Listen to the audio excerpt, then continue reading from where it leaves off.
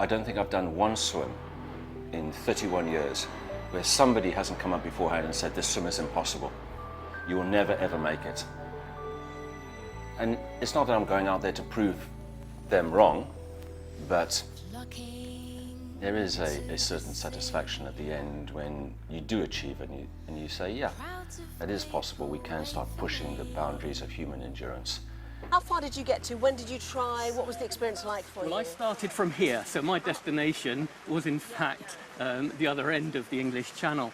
I spent 100 hours swimming and got as far as Portland before my swim ended, and then we had a week of gales and the continuity was spoiled. I ran out of time and just decided the experiment was over. You swam the English Channel in the same year as me, 1993, and did you do it before me or after me? 2 weeks before.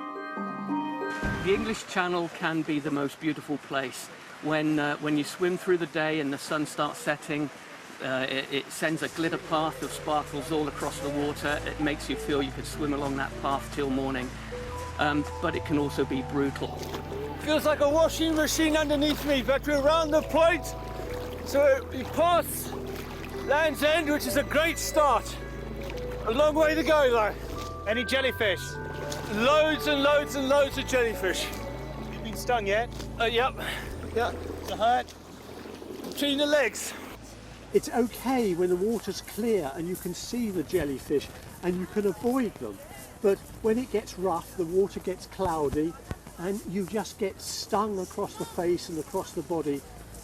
And you don't know why, except that there was a jellyfish and I missed it. We have had jellyfish after jellyfish after jellyfish. And the issue with jellyfish is not so much the getting stung by it, but how much it slows down the swim.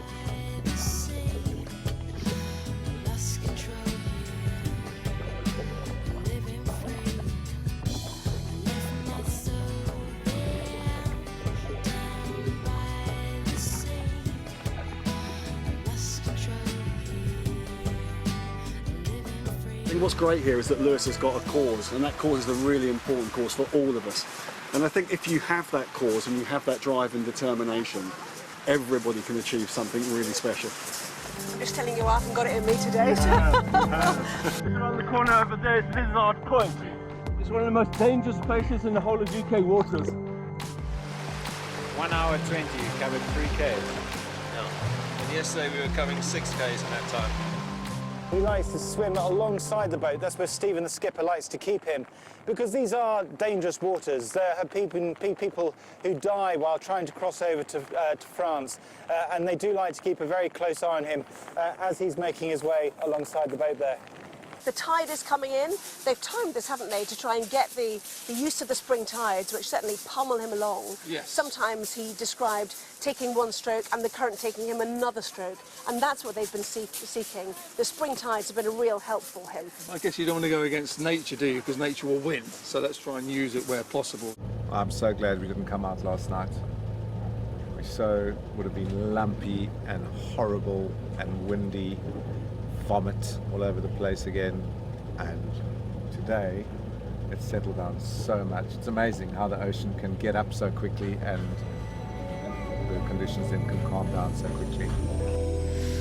Flocking to the sea, crowds of people wait for me. Seagulls scavenge. For Lewis and the team, and for you at home, this starts months, if not years before, doesn't it?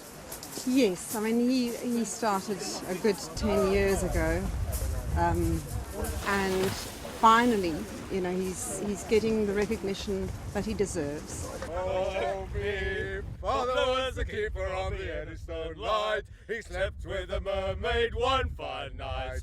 From this union there came 3, a porpoise and a porgy, and the other was me. 2, 1, go! Every single day what we're doing is a bit of a slog. in many ways. You know, Lewis is in the water doing the same thing every day. It's really hard on him. The chef, his chef on board, says that he's prone to a bit of Battenberg. He needs to take 10,000 calories a day in. That's supposed to be 3 jacket potatoes when he finishes swimming. And occasionally he shouts out thoughts for his blog that he's been writing for Sky News. Occasionally he would just shout out that he wanted Battenberg at the end. So they all had to have the Battenberg and the Victoria Sponge ready, which is not quite what was the intention in terms of his diet, I think. Strawberry ice cream, strawberries, raspberries, and more strawberry ice cream. Hey! Last one, Lewis, come on! 3, 2, 1, go! What you're trying to do is make every stroke as long as possible, so therefore you're going to take less strokes when you're swimming in the sea. You can't do a normal, what I would say, pull stroke, because obviously your arms on top of the surface, their arms have been knocked around an awful lot. So what you tend to do is put your arm in a little bit deeper, twist your hips a little bit more, just try and make things a little bit easier on your body. But it's about how you replenish yourself, not only while you're doing it, but afterwards at the same time. Because without a support network, he wouldn't be able to do what he's doing. We will get to Dover, and I looked up now and I can start seeing the Jurassic coast. And I have to be so careful I don't get lured into excitement, because you've still got a long, long way to go. You don't think anybody's going to crack between now and Dover? You think we're tough enough? It's solid as, so I like your thinking, Batman. At the beginning it must have been this buzz, the start of the journey, and the middle part must have been the grueling hard part, the physical and the mental side of things, and now it's, as much as he's hurting, it will be like, I'm nearly there and this is all over, and then he can then actually tell everybody why he's done it.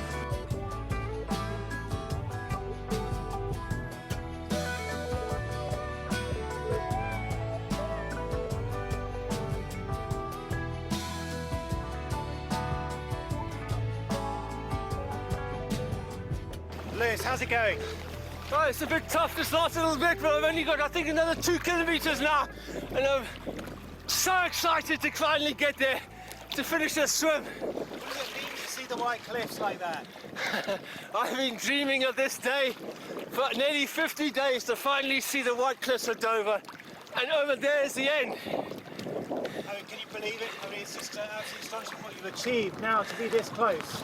Thomas, when I started, I wasn't sure I could make it. I really wasn't sure. And it's a dream. You know, channel swimming is not a solo sport. There's been my whole team there who've helped me get here. And I'm so excited to just walk up that beach now. I've been swimming now for 30 years and all over the world, not just here in the United Kingdom, but all over the world. I'm seeing so much plastic pollution in our seas. I'm seeing less and less fish all the time. When I swim, let's say, in the Indian Ocean, I'm seeing the coral reefs being completely destroyed. When I swim up in the Arctic Ocean, I'm seeing less and less ice. Wherever I go now, I'm seeing the huge impact which us humans are now having on our oceans. Ocean 1, plastics 0. It's just fantastic that he's doing this ambitious swim and drawing everyone's attention to the crisis in our ocean, because he's been talking about the fact that on the way he's hardly swum past any fish at all. We're basically emptying our oceans of fish. It just drives me nuts, this stuff. There's people let off all these balloons, showing love to friends and relatives or whatever it is, and it just litters our beaches. Antoinette, I'm going to turn you round, because there is your husband swimming in. I would say about 300 metres to go. I don't know if you... Exciting. Are you feeling all right? I am. I'm going to hold it together. Well, Lewis Pugh, you really don't have very far to go. He'll be looking out, won't he? People are now swimming with him. Can you see? Yeah. That's absolutely lovely. There's a group of swimmers there, Lewis. They've come to escort you in. If you swim towards them, mate. Swim down there.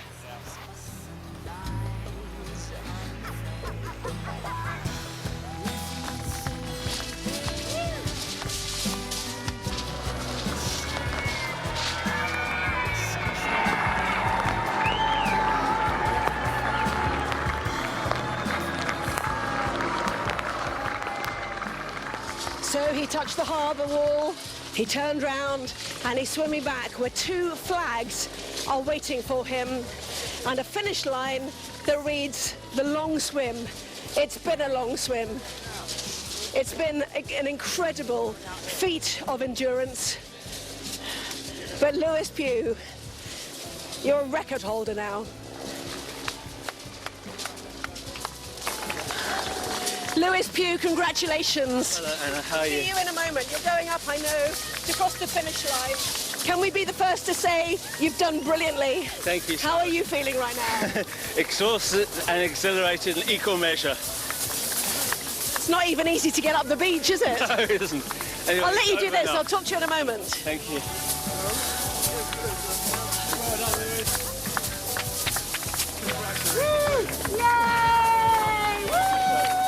Where's my wife?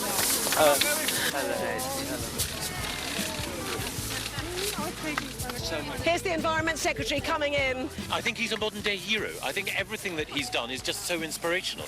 I think the long swim has really brought to everyone's attention how important our seas are and how important it is for all of us to do our bit to protect them, to restore them to health, and to make sure that this amazing environmental resource is there for future generations. What will you do now? We all want to know, because it's very hard to wind down from a project as big as this, isn't it?